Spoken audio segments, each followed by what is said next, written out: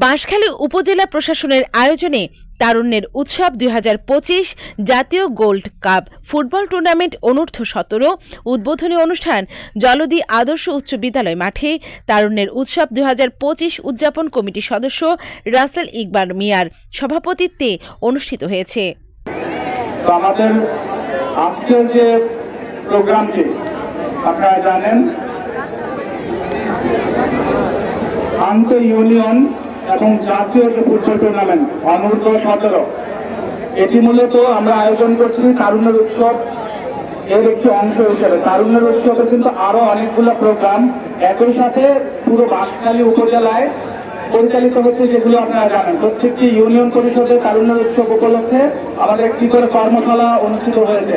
উক্ত উদ্বোধনী অনুষ্ঠানের প্রধান অতিথি হিসেবে উপস্থিত ছিলেন মোহাম্মদ জসিম উদ্দিন, ভারপ্রাপ্ত নির্বাহী কর্মকর্তা, সহকারী কমিশনার ভূমি, বাঁশখালী।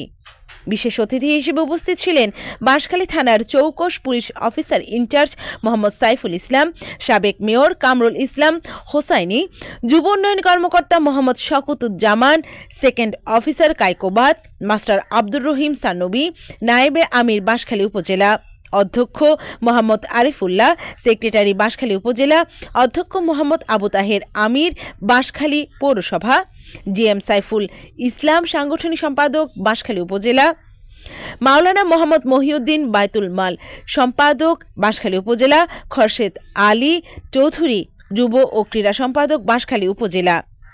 উদ্বোধনী খেলায় অংশগ্রহণ করেন সাধনপুর ইউনিয়ন একাদশ বনাম চাম্বল ইউনিয়ন একাদশ। টানটান উত্তেজনাপূর্ণ খেলায় চাম্বল ইউনিয়ন একাদশ সাধনপুর ইউনিয়ন একাদশকে ২ গোলে পরাজিত করে বিজয়ী হন। মোন্তাহেরুল হক আমিন, বাঁশখালী প্রতিনিধি। উপস্থিত রয়েছেন বাঁশখালী থানার ওসি মহোদয়, বিভিন্ন রাজনৈতিক সংগঠনের নেতৃবৃন্দ, আলাউল কলেজ সহ বিভিন্ন শিক্ষা প্রতিষ্ঠানের সম্মানিত অধ্যক্ষ, প্রধান এবং সম্মানিত উপস্থিতি। আসসালামু আলাইকুম।